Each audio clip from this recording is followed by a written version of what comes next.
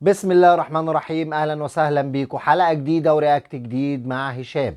النادي الاهلي اعلن ان رئيس بعثه النادي الاهلي في نهائي دوري ابطال افريقيا مباراه الاياب اللي هتسافر المغرب ان شاء الله هيكون رئيسها الكابيتانو حسام غالي.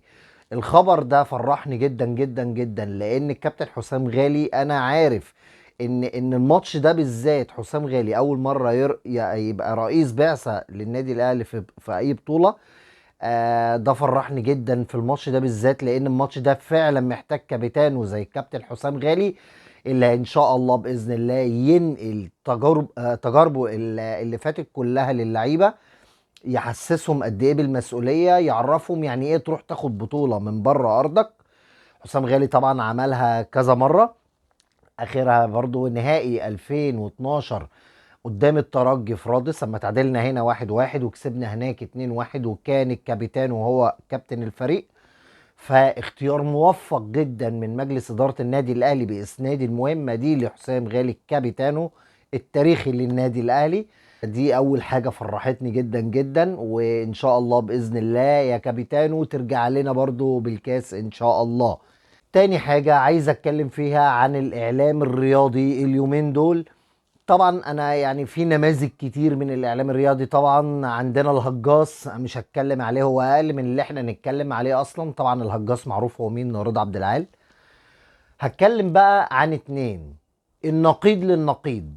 عندك ابراهيم فايق، انسان محترم جدا جدا، كنت بحبه رغم ان الناس كتير كانت بتهاجمه، بس الصراحة اشهد له، اشهد لابراهيم فايق ان هو قبل الماتش زي بعد الماتش مساند قوي جدا للنادي الاهلي وداعم كبير جدا. وطلع بعد ماتش الذهاب اتكلم الصراحه الراجل يعني، ولا يعني انا ما اعرفش هو اهلاوي ولا زملكاوي، ناس كتير بتقول اللي هو زملكاوي، بس الصراحه انسان محترم جدا جدا جدا. انا عن نفسي بشكر كابتن ابراهيم فايق على المسانده الكبيره اللي عملها للنادي الاهلي.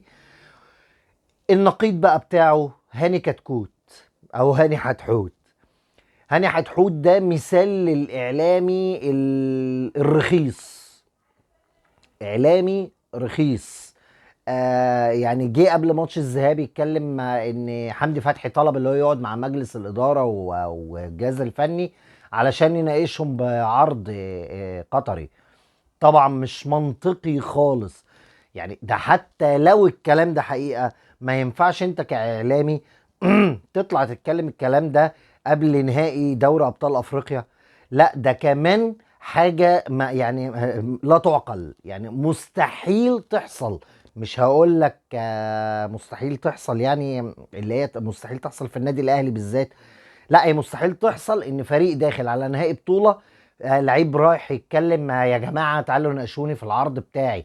مش منطقي بالمرة. انسان مريض، انسان مريض وهدام وانسان كاره.